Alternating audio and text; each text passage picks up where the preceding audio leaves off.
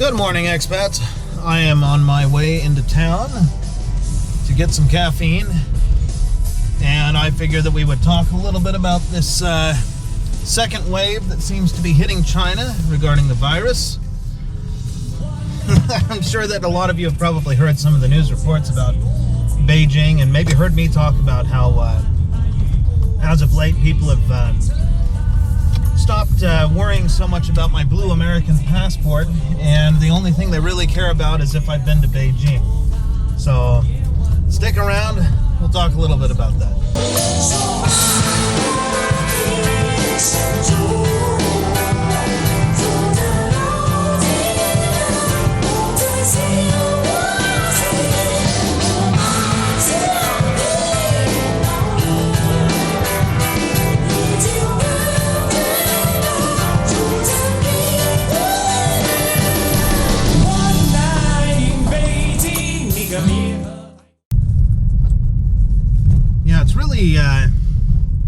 Really kind of amusing to me, after having been through so much regarding my blue passport and people being afraid because of the number of cases in the United States, to going to this where the place that's only reported a few, very, very few cases officially. Now they're just terrified if I've been there. It really tells a lot about how Chinese people feel about the numbers coming out of the government, and how they really feel about this stuff. I know there's a lot of angry people online that say a bunch of stuff about America, but in reality, most people are, and they're just, regular people trying to get by, and they see things a lot the same way that you and I do when it comes to these numbers. They never trusted it to begin with. If the government's saying something, it's probably 1,000 times worse. I don't know. But yeah, the situation in Beijing, supposedly the government says that things are improving, but I don't know. They seem to be locking down more and more places in Hebei province, which is the province around Beijing. And I'm hearing about more and more neighborhoods.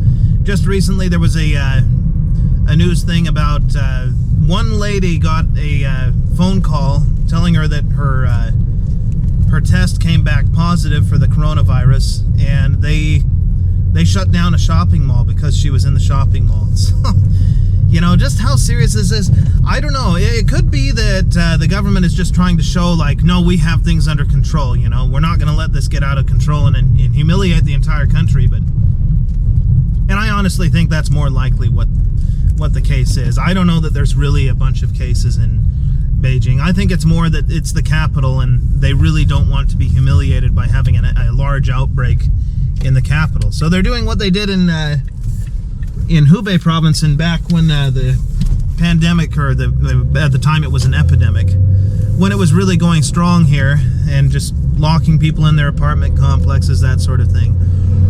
Which, if you look at the situation in the United States and some other places like the Netherlands, that might be the wrong move.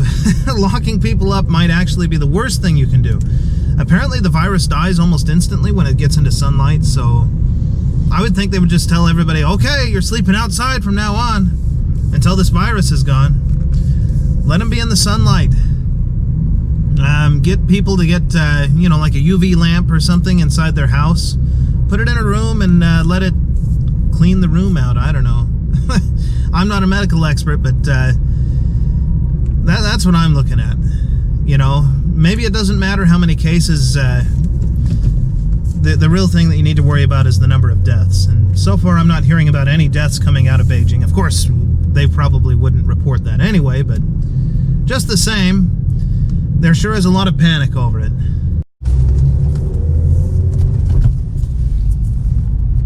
Well, there sure is a lot of activity in town today. I don't know where all these people... Maybe today's just the market day, so everybody's out getting stuff.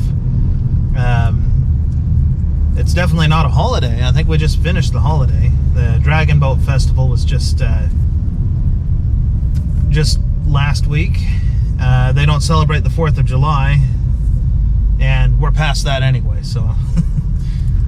I don't know, a lot of people out in town today. I'm having to navigate around all these people.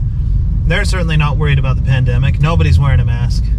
I'm going to wear a mask when I get out, just because, you know, as a foreigner, I still do make some people nervous, and I don't want any trouble. And it makes me feel uncomfortable when people start avoiding me. Boy, look at this long line of these green trucks. I don't know what's going on. These are,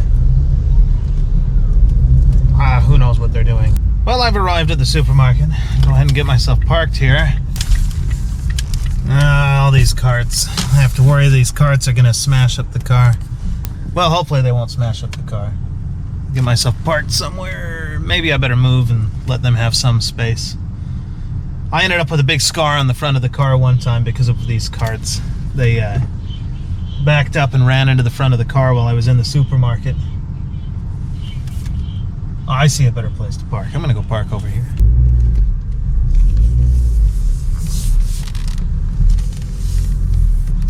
Yeah, maybe it's better not to park directly in front of the supermarket today. I think I'll park in front of this house.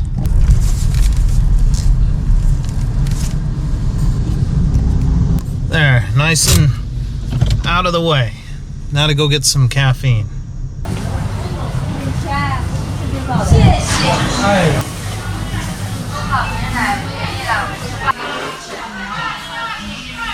There we go. So I've learned my lesson about this one. This is just milk tea, it's not coffee. This stuff, at least it pretends to be coffee with some sort of coffee-like taste. I think that's what I'm going to go for.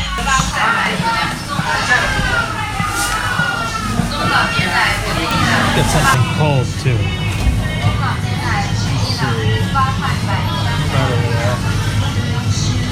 Chinese Coca-Cola. Yeah, that'll hit the spot on a hot day.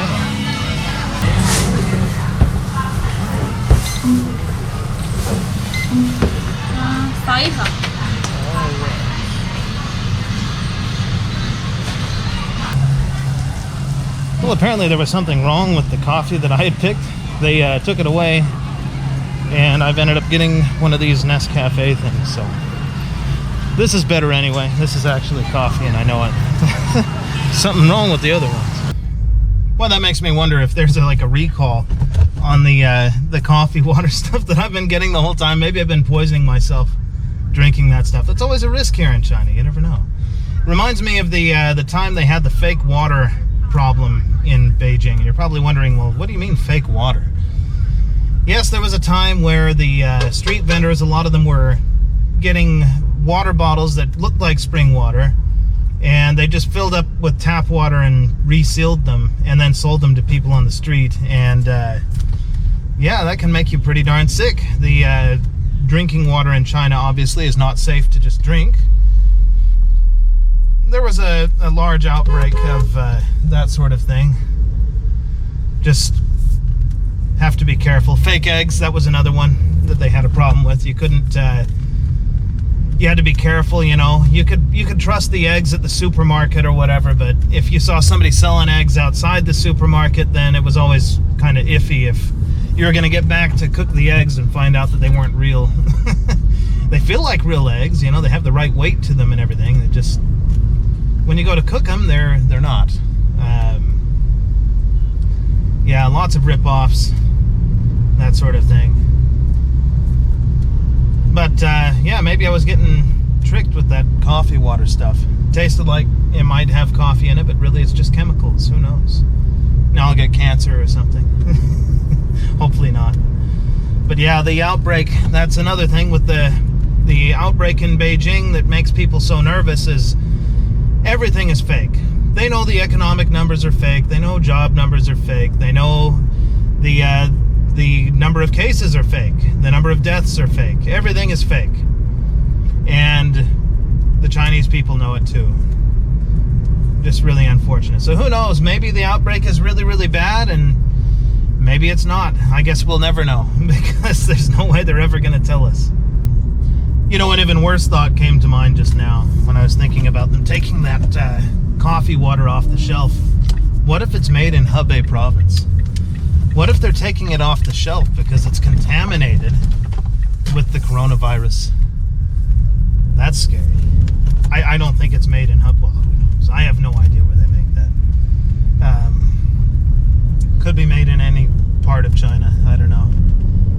I'm not going to be able to look it up online and see about any recalls or anything, because it'll all be in Chinese, and well, my Chinese is a little too limited to read through a bunch of jargon about recalls. But just the same, they took it away from me when I went to the cash register, and then they proceeded to go into the back and pull everything off the shelf, which was really strange. Another thing that I forgot to point out, the lady had a bird in her hand. I don't know what that was about.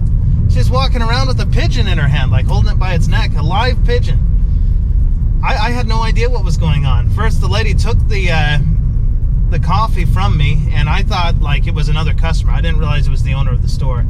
And she's holding it, and some old man kind of cuts in front of me with his stuff, and that was irritating. And I'm like, okay, are they just curious about the coffee or something that I'm buying?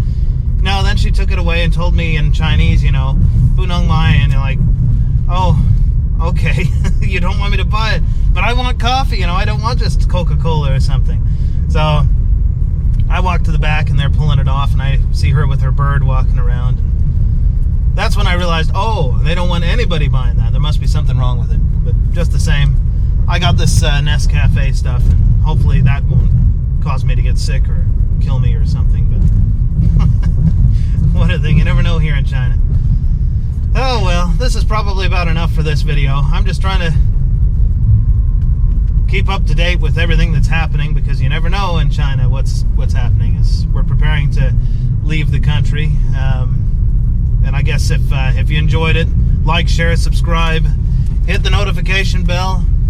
To be honest, the number of subscribers to me, it's great that people want to listen to what I have to say. These videos are really just therapeutic, to be honest. But if you enjoy watching me talk, then go ahead and subscribe and hit the notification bell so you know when I have new videos up. I guess we'll see you guys in the next one.